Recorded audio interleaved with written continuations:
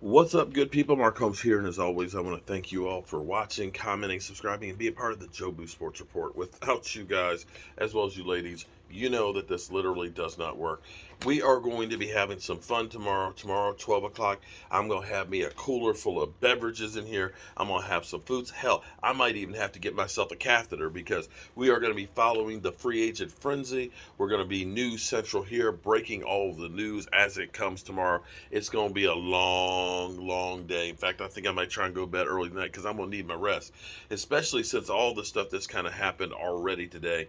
If you hadn't heard, Tom Brady, after 2 months, has said, you know what? I'm done with this retirement shit. I'm tired of sitting on the front porch in the rocking chair. I'm coming back, baby. I'm coming back, bitches.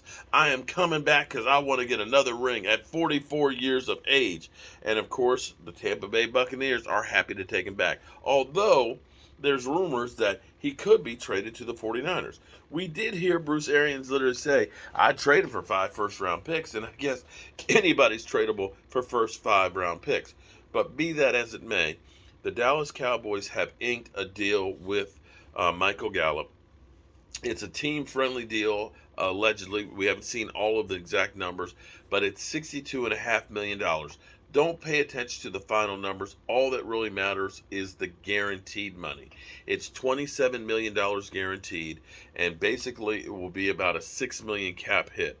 Don't quote me on that because we're still trying to put everything together in here. We've got a lot of research to do on it. But basically, it's a team-friendly deal. They put a lot of the money down the road stuff. We don't know if there's voidable years on that contract or not.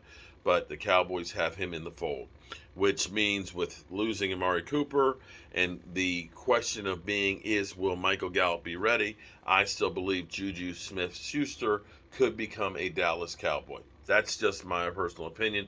We'll see what happens. Tomorrow starts the big day. Typically, the Dallas Cowboys are not a big player in free agency early on. We are a second, third week kind of guy. Bobby Wagner.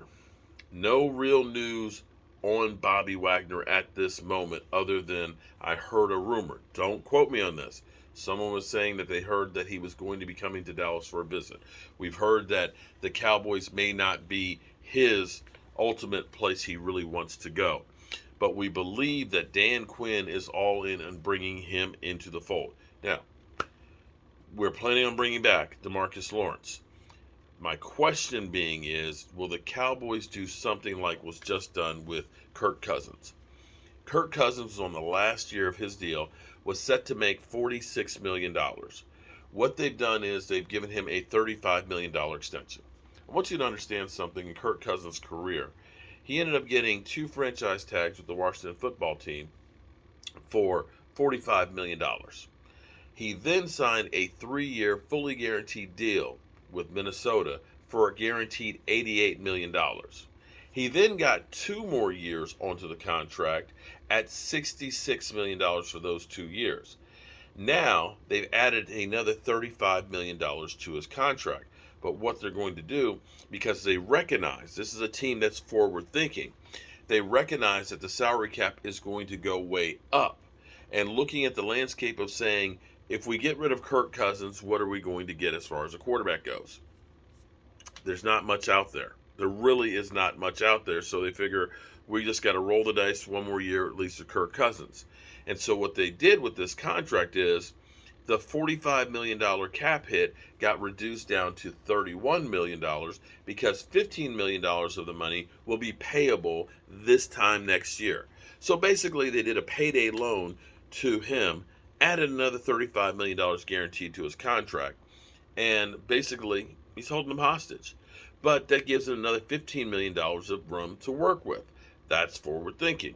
Now, we could do something like that with, say, a D-Law, who is a $27 million hit. Understand, D-Law is $9 million, $8 million more of a cap hit than our quarterback. He is $9 million more of a cap hit than our running back, Zeke Elliott. And if the Cowboys are thinking of being all in, if Michael Gallup's deal is actually $6 million cap hit, that currently leaves us with about 13 to work with.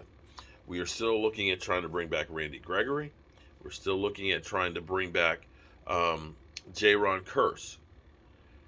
Depending on how you do those contracts, how much money you eat up, it doesn't leave a lot of money on there.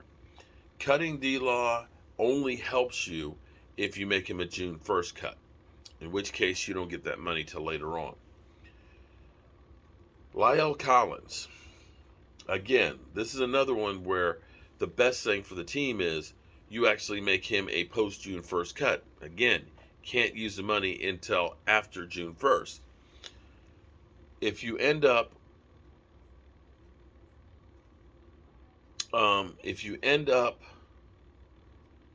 cutting him now, you only save $1.3 million, and you got $13 million in dead money. But if you trade him, you get a draft pick. But my question is, how big of a draft pick will you actually get for La'el Collins if you only basically got a fifth and moved up a 6th-round pick to get rid of Amari Cooper? Not sure you're getting that much for La'el Collins. The Cowboys may be the worst negotiators out there in the NFL. It just does not seem like they get value for value. But what do I know? I'm a guy with a day job and a voodoo doll.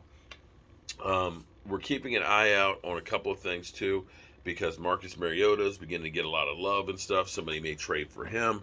Deshaun Watson has gotten offers from Carolina as well as New Orleans. Now, of course, with Tampa Bay having Tom Brady back, that's one less team that is quarterback needy, and one less spot that was rumored to be interested in Deshaun Watson. They got Tom; they're not interested in him. Of course, the Minnesota Vikings taking care of getting their quarterback signed in is one of the places that Deshaun Watson was interested in, so that's taken away. The Colts, we hear, are interested in Marcus Mariota. There's still Jimmy G out there that if the Eagles want to try and trade for him, or the Colts, that could be a possibility. There are so many moving parts right now that this stuff is crazy, and we'll have to wait and see where all this goes. Um, I don't know. All I do know is come 12 o'clock tomorrow, Randy Gregory, regardless of what has been said to the Cowboys, Jaron Curse, if they're not under a contract, they can talk to anybody. And you could have somebody that decides to give them a call and just blow any offer that the Cowboys have on the table for them. And as much as people want to say they're loyal to the team, or, we want to be here, money talks and BS walks. And still, we haven't seen Jerry Jones in weeks. It's going to get crazy, y'all. It's going to get crazy, but we're going to try and bring it to you as best we can to keep up with everything that is the Dallas Cowboys. Whew. I hope I got all the bases covered. Tom Brady, Michael Gallop, Kirk Cousins. I think that's everybody. All right. I'm going to see you in a bit. Peace.